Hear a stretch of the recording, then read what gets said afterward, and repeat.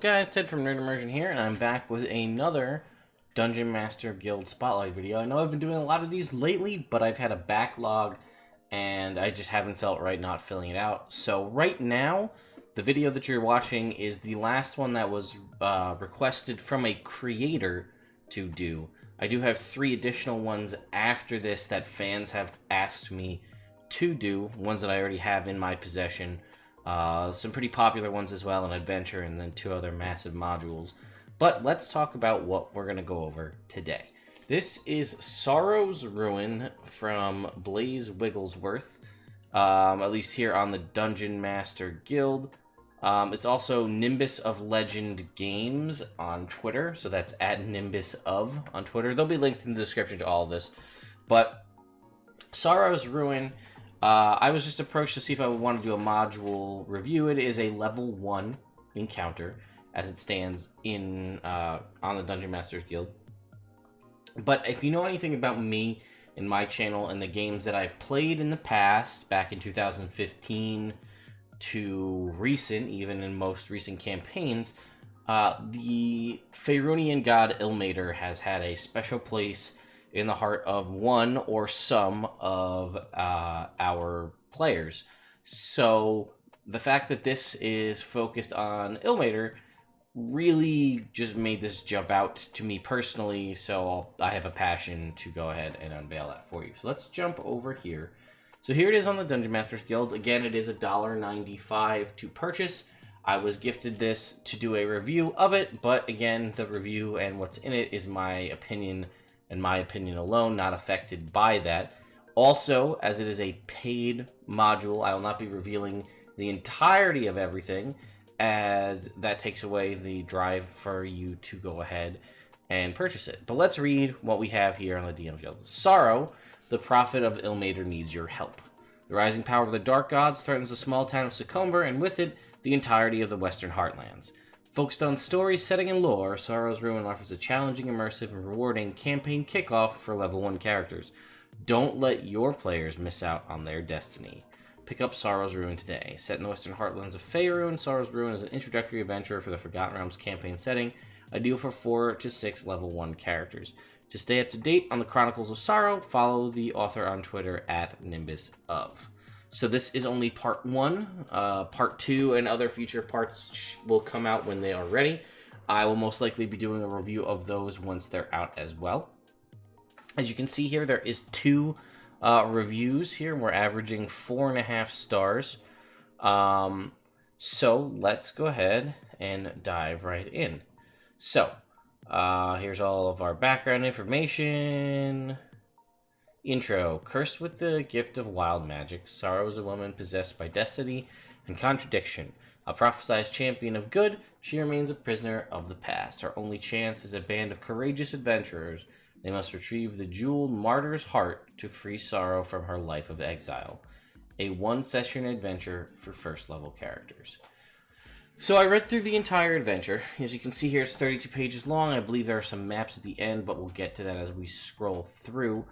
And I really like this adventure a lot. It is a first level adventure, mind you, but I do plan on probably running this in my homebrew campaign, although it will take some tweaking on my end to increase it to, as the party is currently level 5, so I'll have to update the DCs of a lot of the checks and update the encounters and the monsters associated with it to make it appropriate for 5th level characters. But that's the beauty of Dungeons & Dragons and being a Dungeon Master. There's nothing stopping you from taking this first level encounter and then upping the ante to make it better for your much later in their adventuring career players, which is what I'm going to do. So let's scroll down. So again, an introductory adventure for 4 to 6 players, suitable for a single session of play. It doesn't dictate how long a single session of play is, but based on my assumptions, I would say about 3 hours. 2 to 3 hours, depending on how your party tackles things and how well motivated they are to go through things. So I think you could probably do this in 2 to 3 hours. It's also written, as a lot of these things are, in a very Adventure League style of format. So if you're familiar with running Adventure League modules, this will not look anything different to you. the red text outlining the different sections, the gray boxes giving you extra little bits of information, bolded words for words of importance and things like that. I was actually surprised to see that this wasn't an AL legal document, just based on the way the adventure is written and how things are done. I think it could be viable for Adventure League, but there's a part of the adventure that then, once I got to the end of it, let me realize why it's not. While that may be changing with the new season of the Adventurers League, let's dive into it here. So basically, you can see here we have, close to a full page, at least half a page of adventure background, and it does go into a large description as to what happened in the mountain cliff in the Southwood, this abandoned monastery of Ilmater. And basically, there's a whole big story about a group of Ilmatari priests and basically true lovers that were being tortured by Loviatar. If you're not familiar, that's the Faerunian god of pain, an evil god, and it's an interesting. Ilmater is the god of suffering and endurance, and Loviatar is the god of pain and suffering. So it's a weird. I guess they theoretically, depending on which I guess lore you're looking at, whether it's 3rd edition, 4th edition, 5th edition, or whatnot. They both have suffering in their pantheon, like in their portfolio, rather. So Ilmater is more in endurance through, like, helping people suffer. Like, if they're suffering, you help them endure through it, where Loviatar is the god of pain and suffering in the traditional sense. So you can see how they have, they're kind of that fine line between one and the other. So basically, long story short, the one's being tortured, the other one comes back to save them. They get into an epic fight, and in one last push, Ilmater grants the cleric or the monk or whatever, the acolyte here, the power to defeat the enemies and stops this ritual, this evil ritual that was happening to their lover. However, you can see God crystallized essence into a gem called the Martyr's Heart. This gem's sole purpose is to seal the entrance to this grotto of forbearance permanently. Days after the battle, a tiefling named Sorrow ventured into the town. Hearing about there's a brother in the town, Brother Drander. She's kept this lone vigil for half a decade, basically guarding this grotto and this crystallized heart. And the crux of the adventure is the Loviatar priests and followers have not forgotten about this.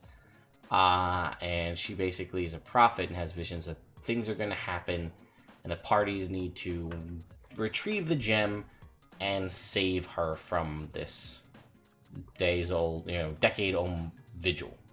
So basically, we can go into some little bit about Secomber. That's not important. Basically, get your characters to Secomber, or get your characters to the village if this isn't set in the Forgotten Realms in your campaign. Whatever village you want them to start in, so we can kind of skip over the adventure hook stuff. That's more if you're trying to make it in Faerunian lore, how you get them there. Okay, here's people on the caravan. This is gathering information here with the locals. Again, make this specific to your campaign or use this and tweak things as necessary. And it has a lot of information going from DCs 5 to 15, different things, and failure, what people will give them, and then different means to intimidate and or persuade townspeople to give you the information you need. And we'll just continue scrolling down. So there's this chapel to Ilmater. There is this, is this the chapel? Yeah, there's a single floor thatched roof structure. Right, so there is information, survival checks to figure out more information about what's going on in and around this chapel. Things to learn about Ilmater with history and religion. So you get a lot of good role-playing based checks, which is pretty cool. And then basically, part of the reason why I love this is there's this section. There is a siege, essentially, a fortress siege scene, which I'm surprised I was able to say that. So the PCs have the option to go after the kidnappers of the local priest. The Dark and Night are waiting until morning. And then it just has stuff here. But Basically, the soldiers, there's this whole defense of a fort. And you can see all of the information here. Fort basics. The fort is 4.5 miles south of Secomber. Here's the wall height, the moat. The towers have pitched roofs overhead, 7-foot ladders from the ground. Here's the lighting, the cover, and so on. Door breaking stats, means of which to siege this local fortress here. So PCs are trying to siege it. If they try to set the fire to the fort, it takes 3 rounds of continuous effort because it has rained recently. And then here is the map of this fortress, right? And we can see here the different statuses of the guards, the tactics of the guard, which is something I feel like gets overlooked in a lot of adventure modules, and even in the monster manual. Old monster manuals used to give you basically tactics of combat. So if you're going to run a gnoll in an encounter, it would tell you how the gnoll operates. In the first round of combat, the gnoll does X. Or more than likely, they use X unless it makes sense to use Y.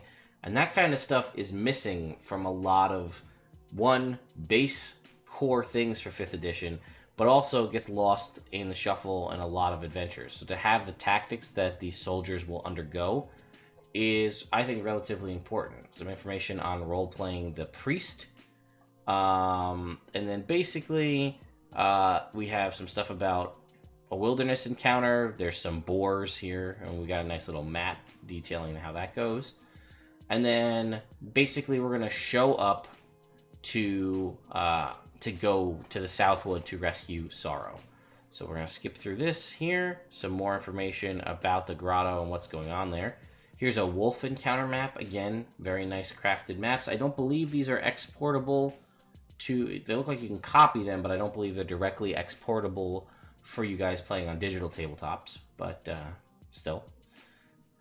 Here's our wolf encounter, as we said. The Jaws of the Wood is the name of the encounter, and then we get to the Sacred Ruin. This is the whole point of the adventure, the crux of it here.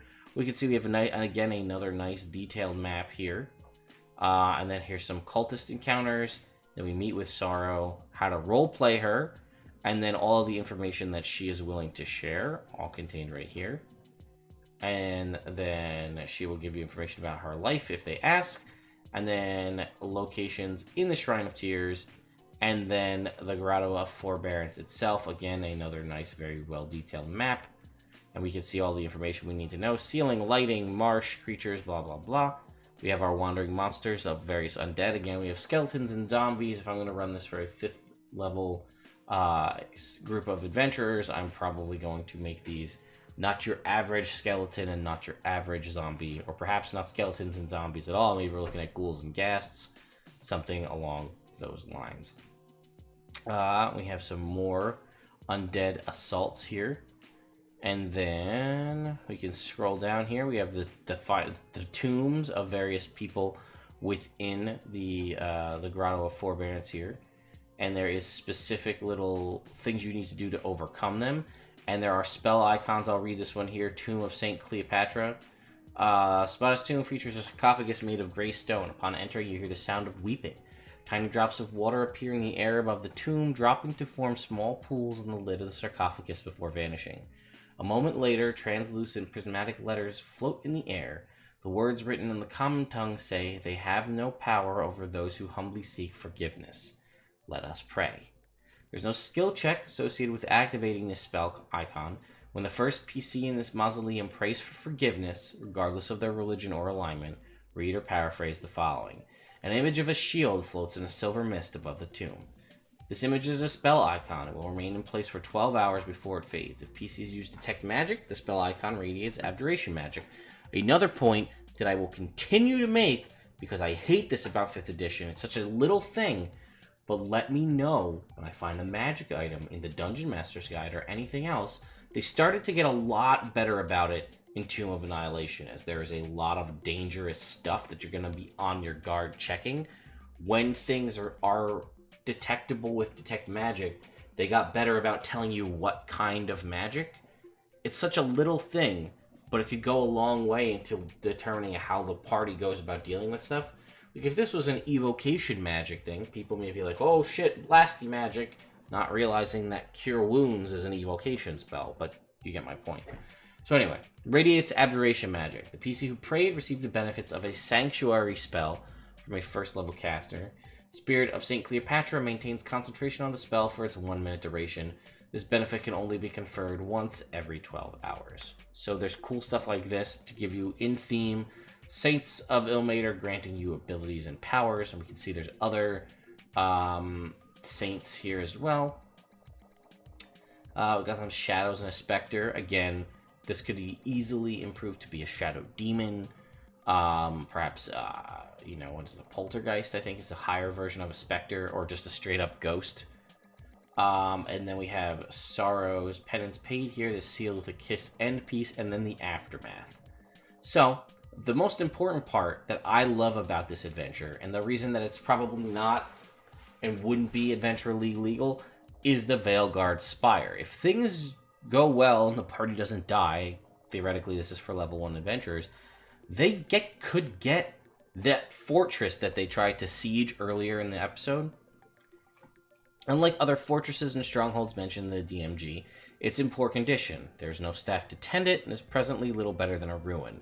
The upkeep costs are equivalent to a hunting lodge, 5 silver pieces per day, 1 skilled hireling, Brother Drander, 0 unskilled hirelings. Veilguard Spire can be upgraded in stages, and it talks about how to upgrade this building and the cost and the time frame, all this different stuff here, which I think is an awesome way to give your players a super badass castle, but they have to work for it and they need to build it up, and that gives them, one, it gives them a great gold sink, 5,000 golds to upgrade the first floor and a third of the wall. 5,000 gold, they're first level characters at this point. This could be a long-term thing that they could spend a lot of time doing. When upgraded, the daily costs go up to 25 gold per day, and they have 3 unskilled hirelings once they finish the first third. So, as you can see, this is a long-term investment, but they have a plot and the ruins of a pretty awesome castle that's defensible surrounded by a moat, as we saw on the map. So I love this. The reason I said this may change in Season 8 of the Adventurers League, as we know Waterdeep Dragon Heist is coming out. We know as part of that adventure the party can get access to basically a tavern or a bar. So this is kind of may fit, but again, currently not AL legal.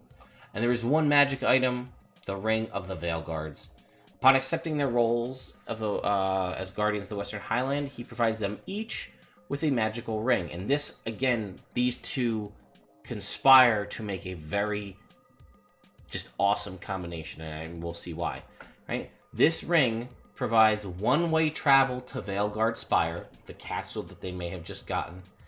Teleportation provides one-way travel to Veilguard Spire's teleportation mosaics on the top floor.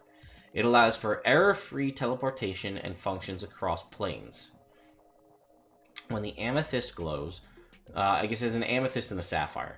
When the amethyst glows, the wearer hears an identifiable voice calling them to return to Secomber. If the wearer chooses to heed this call, they instantly appear on the top floor of Veilguard Spire on any of the teleportation mosaics. The being who called the wanderer, the wearer, must also be standing on one of the teleportation mosaics. There are no limits on how often the amethyst can be used. The sapphire allows the wearer to return to Veilguard Spire's teleportation mosaics at will. This can only be used once a month. Any effects that would limit teleportation magic affect the functioning of the Ring of the Veilguards. It radiates minor conjuration magic. Again, there you go. And a little note. Unknown to Brother Drander, 11 rings were forged, but only 8 are accounted for.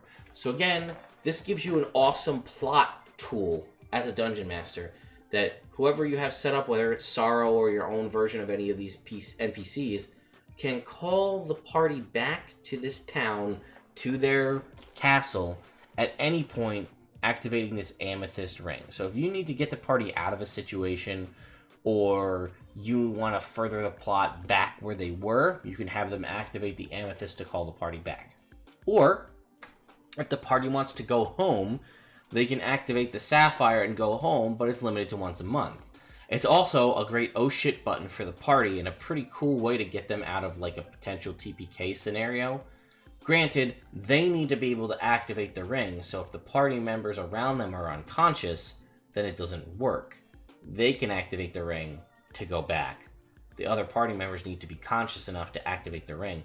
But that's an option that they have, and something, again, to think about if you're going to run this adventure in your campaign. Think about that this is now a thing that the party has access to and how this will affect your plot going forward. But then again, here's further description about the castle, and then romance stuff, and then about more Chronicles of Sorrow upcoming. Here is stats for the various NPCs, and then a little bit of a breakout of who all the NPCs are, just to give you a quick rundown. And again, I guess not so much directly exportable to your digital tabletop, but we have them all separated. Here's the fortress. Here's a couple of the random encounters. Here's the Fortress of Tears and the Grotto of Forbearance, as well as Veilwatch Keep level 1, Veilwatch Keep level 2, Veilwatch Keep level 3. Oh, this is the actual castle. And Veilwatch Keep the roof. And then here's the back half of the adventure. So, anyway, guys, let me know what you think of my extensive review for a 32-page first level adventure. I guess this just goes to show that I really did enjoy this adventure in and of itself, myself. But I'm curious to know what you guys think in the comments below. Did my review make you want to go pick this up? I'm curious. Again, it is designed for first level characters, but don't let that limit you from picking up an adventure like this that's well thought out with cool maps and a cool story. And again, my personal opinion, one of the coolest things is the party gets access to a castle and a teleportation means to get back to it. Again, I'm contemplating running this in my homebrew game, but making it upgraded for 5th to potentially 6th level characters. But let me know what you guys think. I'm curious to see. So anyway, guys, I hope you enjoyed this DM's Guild Spotlight. I've got a couple more in the tank, and then we'll jump back onto some other Dungeons & Dragons content. I'll see you guys next time.